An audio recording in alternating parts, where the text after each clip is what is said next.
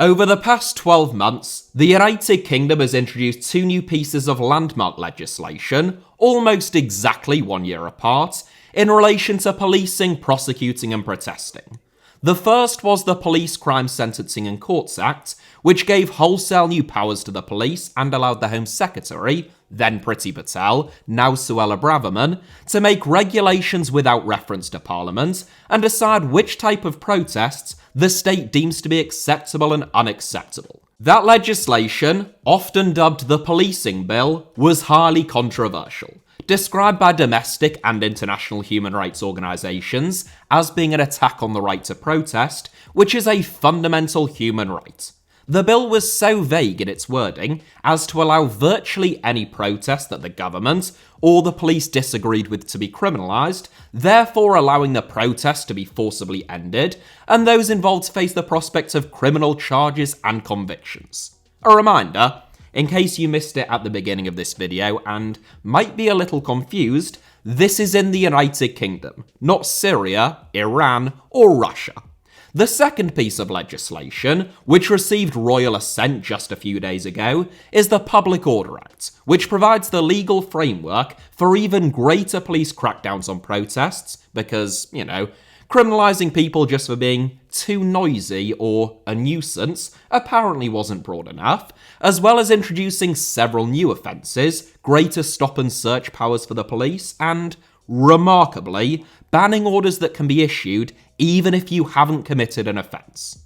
The potential consequences of those banning orders include electronic tagging, prohibiting people from going to certain places and meeting certain people, and even from using the internet. Alright, Alfie, you might think. That all sounds quite authoritarian and terrifying, but what on earth has it got to do with football? Well, football fans have a bit of a propensity to protest, and they haven't always enjoyed the most cordial of relationships, shall we just say, with either the government or the police. Protests about rogue or sometimes criminal owners, chronic mismanagement, or indeed just because you have been forced to endure the unending pain of supporting Spurs. Some of you may recall that, in 2021, the owners and presidents of 9 of Europe's biggest and richest clubs attempted to form the European Super League, a breakaway competition that would operate across the continent, but would function as a closed shop, prompting accusations of greed, elitism, and anti-competition. Out of the 3 countries with clubs spearheading the Super League proposals, it was in England that they were met with the fiercest opposition, as fans took to the streets to make their feelings known, pressuring their clubs to pull out of the proposed league, and ultimately leading to its collapse. That was just 2 years ago, but every single one of those protests, and many others, could now be deemed illegal, and those involved, or even just associated with them, as being criminal. So in today's video, I wanted to take a look at the history of protest, within and at times even outside of football, the sport's relationship with policing, and whether the UK government going quasi-Vladimir Putin on its citizens ought to be a concern for football fans, or anyone else for that matter.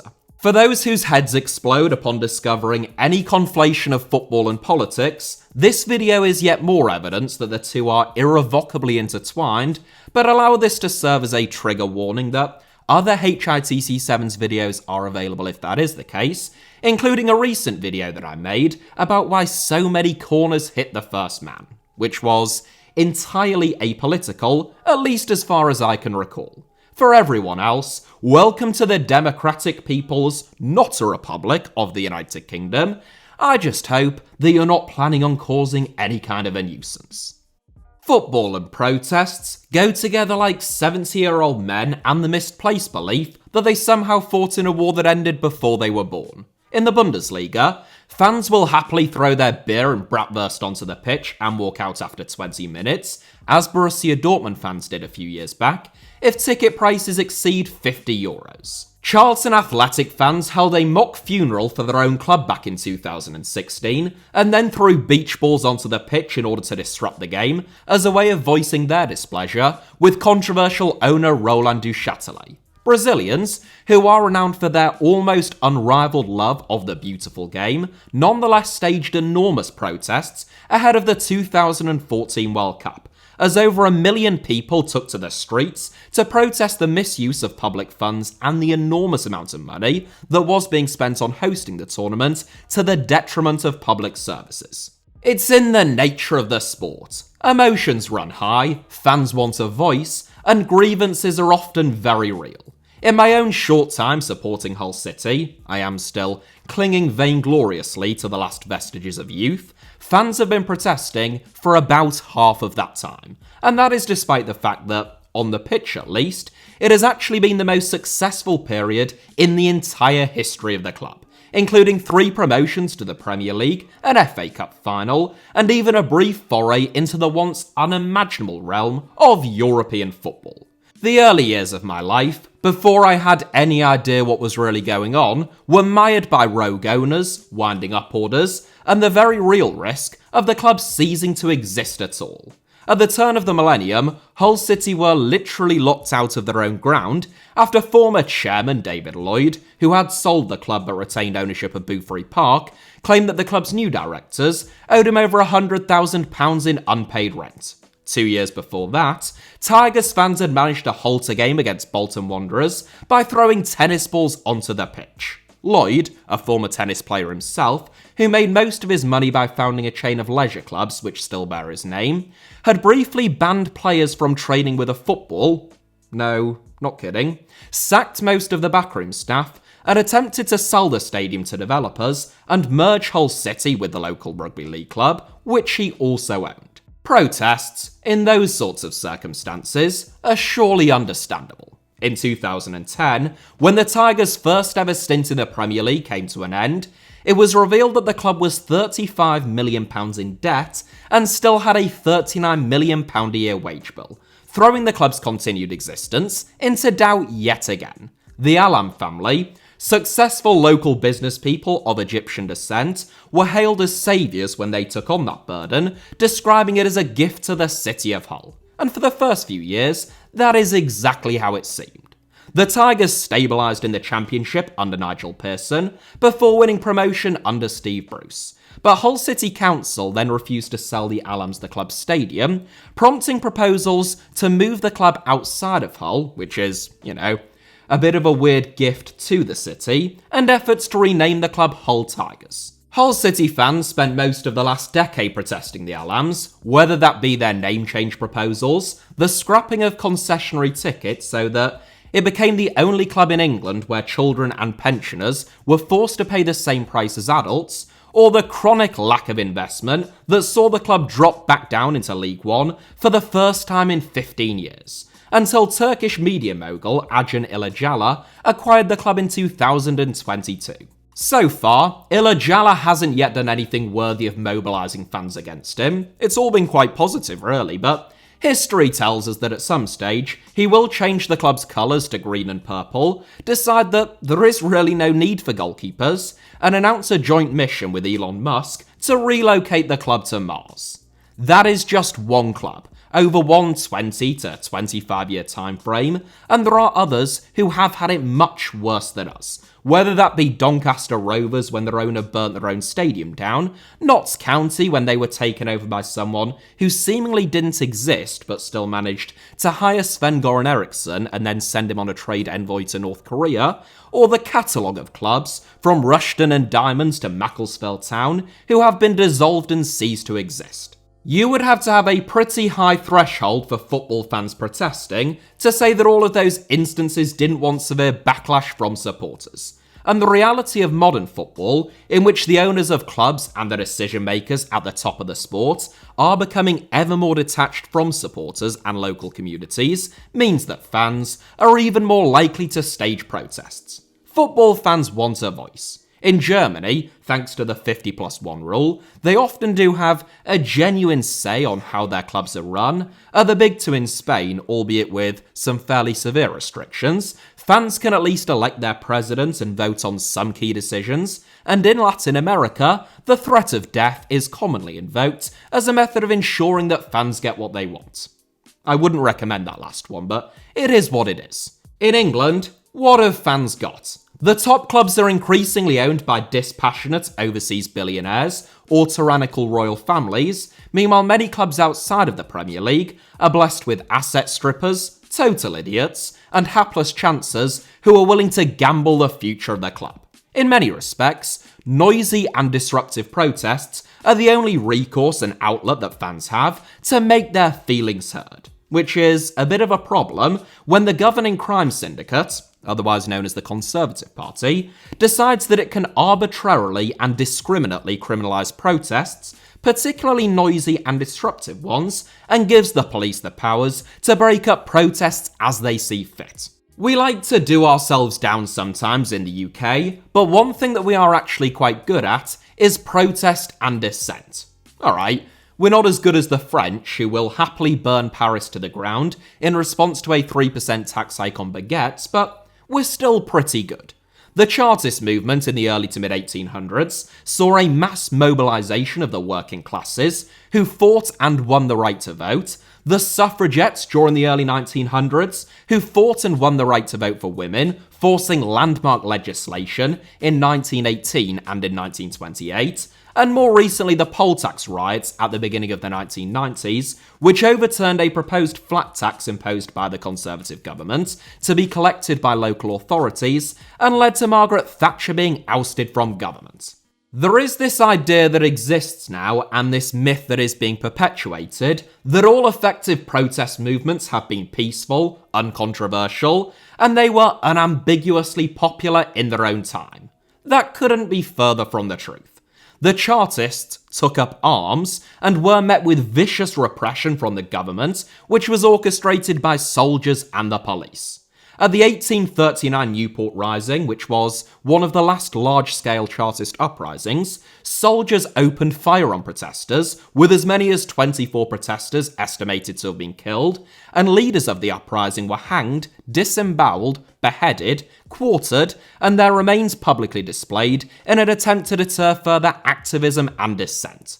The suffragettes carried out a bombing and arson campaign between 1912 and 1914, targeting key public infrastructure, government buildings, churches, and even ordinary citizens with improvised explosive devices, arson, letter bombs, and just good old-fashioned assassinations. The suffragettes were constantly ridiculed and attacked in the media at the time, particularly by the Daily Mail, who actually coined the term suffragettes in an attempt to belittle them, which the suffragettes then adopted and embraced, as well as carrying out high-profile stunts, most notably at the 1913 Epsom Derby, when Emily Davidson's death after running in front of the King's horse made headline news worldwide. The suffragettes were despised in their time, but they were determined to win women the right to vote by any means necessary, and without ever garnering mass public support or the support of Parliament, they were successful through their militancy and activism. Now the suffragettes are hailed almost universally as being this kind of angelic movement, fighting incontestably on the side of good versus evil, and you do well to find anyone who has a bad word to say about them. Except for Jacob Rees-Mogg, I suppose. Or take the fuzzy, friendly MLK you're taught about in school, the supposed pioneer of peaceful protests, non-violence, and moderation, contrasted with, and indeed, the antidote to the radicalism of someone like Malcolm X. That's the story that is presented today, but before he was assassinated, King was considered a dangerous radical, portrayed as being a threat to US security, and an enemy of the state. The FBI, and particularly the FBI's director, J. Edgar Hoover, worked tirelessly to discredit King, depicting him as a puppet who was being controlled by communists. King was a fairly left-leaning social democrat, but his radicalism, broader political beliefs, and the vicious opposition to him before he was killed have effectively been whitewashed from history in the more than 50 years since his assassination. Groups like Extinction Rebellion and Just Stop Oil, who the Public Order Act was ostensibly designed to thwart, are positively adored by the general public, in comparison to former activist and protest movements like the Campaign for Civil Rights in the United States, which are now almost universally thought of positively, except for by Steven Crowder, and they are moderate to the point of tedium in comparison to many historic social movements. The suffragettes didn't mind the odd elaborate public stunt like Just Stop Oil, but they would have laughed in the face of stopping at blocking roads or merely vandalising a bank. They literally killed people. The idea that disruptive protests in history were right and just, but that now much less disruptive and much less violent protests ought to be heavily policed and criminalised up to the hilt, can only be predicated on the belief and the rationalisation that we now live in some kind of utopia, free from injustice or any issues that are worthy of dissent. Now, personally, in a world threatened by rampant corruption, falling living standards, where increasingly deranged rulers preside over enough nuclear weapons to destroy the planet several times over, and we continue to hurtle towards a climate crisis, which would render much of the world uninhabitable and end human civilization as we know it, that seems to me to be a little bit silly. Much as I might find someone disrupting the snooker annoying if I watch snooker, which I don't. The other thing with laws, and this one is a real nuisance, is that they're not always applied equally. In fact, they basically never are. I am a middle-class white guy who lives in a sleepy village in Yorkshire. I encounter the police about as often as I come across a herd of wild buffalo. I could take more Class A drugs along with my friends in the privacy of my own home than Keith Moon and Charlie Sheen having a party round at Pablo Escobar's house, and meet about as much resistance or police interference as a British royal accused of committing child sex offences. The same cannot be said for a 16-year-old black kid walking around Lambeth or Tower Hamlets. A recent report found that black children are 11 times more likely to be strip-searched by the police than white children in England and Wales, which includes children as young as 8 years old, and 9 times more likely to be stopped and searched. A common response to those kinds of statistics that you will hear is that black children commit more crime, and that is why they are more heavily policed. But the most common reason for the police carrying out a stop and search is on suspicion of drug possession, and black and white people take drugs at almost identical rates in England and Wales, with data suggesting that ethnic minorities are actually slightly less likely to take drugs than white Britons. So there is no real justification for those absolutely enormous discrepancies between how different communities are policed. You are now most likely either nodding in agreement with what I've just said, or absolutely furious with me for that last segment, but either way, you could be forgiven for wondering how unequal policing is at all relevant to football fans. Unless, that is, you are someone who attends football matches, in which case you can probably see exactly where I'm going with this one. Football fans have often felt as though they are disproportionately heavily policed, that the police treat them with a degree of assumed criminality and are often far too quick to escalate violence. Football is, traditionally at least, a very working class sport, and working class communities are simply not policed in the same way as more affluent ones. There can also be no doubt that football has also historically had grave problems with hooliganism and fan violence, particularly during the 1970s and 80s, though thankfully those kinds of scenes are largely a thing of the past. Nonetheless, if you ask match-going football fans in 2023, and particularly those who travel to watch their team away from home, they will almost all have some kind of grievance and either real or, at the very least, perceived testimony of police malfeasance. Not to the same extent as ethnic minority communities, but their experience also isn't likely to be as positive as, just to give an example, rugby, cricket, tennis or horse racing fans. I always find it amusing that once when I was talking to my dad about this, after we had inexplicably been held back in an away game for 20 minutes, and were then made to walk miles to our car just to avoid any interaction with the home fans, he said that he couldn't understand why the police discriminated against football fans when they're not like that with anyone else. He flat out wasn't having it that any other communities might be more heavily policed than football fans. And frustrating as that was for me, why would he? When else, other than at a football match, is my dad, who also lives in a sleepy village in Yorkshire, likely to have a negative encounter with the police? Or even an encounter of any description. The demographics of match-going football fans has changed a lot throughout the Premier League era, roughly doubling in age and becoming much more middle class, largely as a result of increased ticket prices.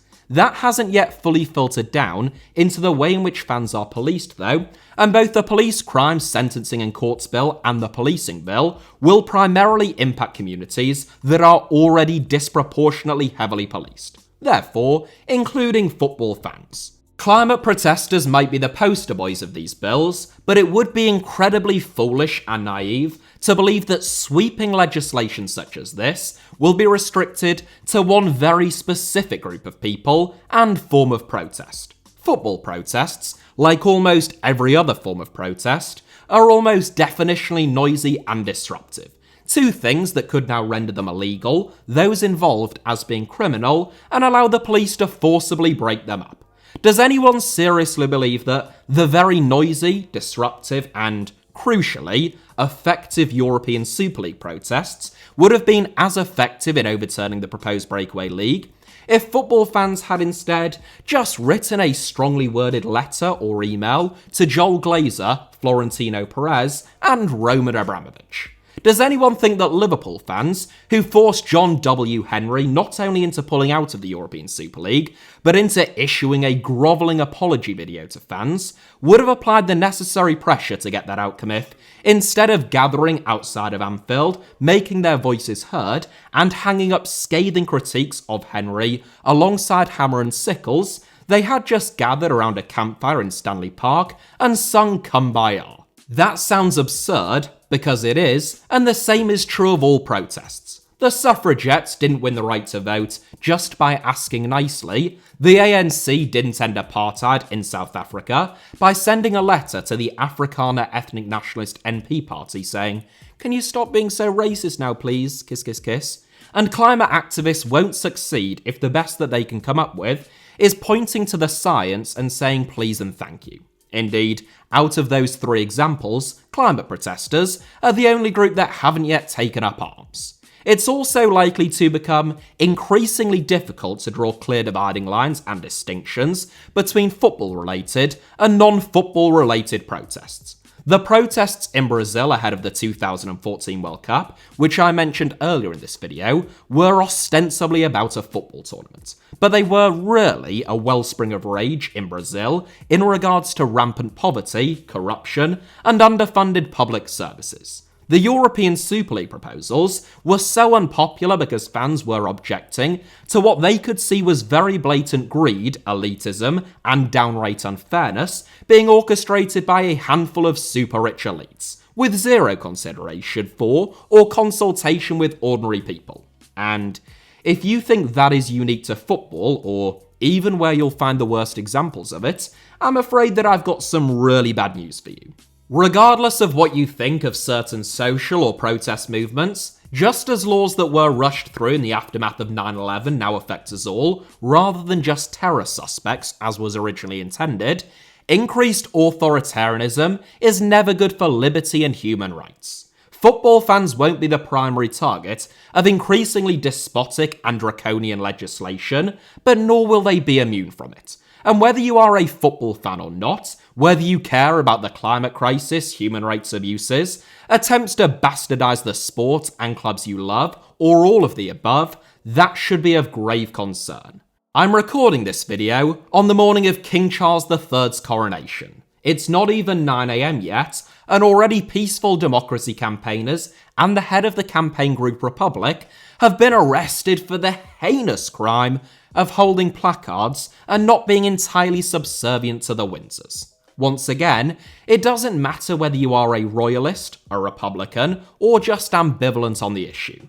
In a supposed democracy where politicians love to harp on about the sanctity of free speech and our ideals of tolerance, everyone should be opposed to the state being used to violently suppress dissent.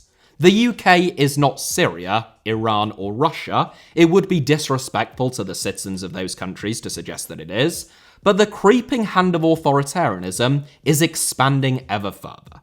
Democracy campaigners were not blocking roads, gluing themselves to anything, or preventing anyone else from doing anything whatsoever, which is what these sweeping new laws were ostensibly introduced to combat.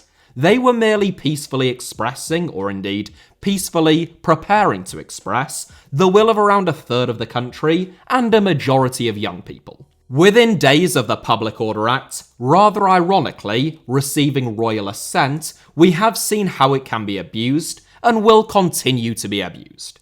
JFK is once quoted as having said, "Those who make peaceful revolution impossible make violent revolution inevitable." You will not bully Republicans into becoming monarchists, climate scientists and protesters into becoming advocates of greater fossil fuel exploration, or football fans into loving their dodgy billionaire owners. Just as state violence was not able to suppress the Chartists, the suffragettes, or civil rights campaigners. That is it for today's video. Thank you all very much as ever for watching. Hit the like button if you enjoyed it. Let me know your thoughts down below in the comments. I would be particularly interested to hear them on this subject. And make sure, of course, that you are subscribed both to this channel and to my backup channel, both of which should be on your screens now or about to appear, along with a couple of videos that you might fancy watching after this one. You can also find me on Twitter or on Instagram via the username @HITC Sevens on both, should you wish to do so.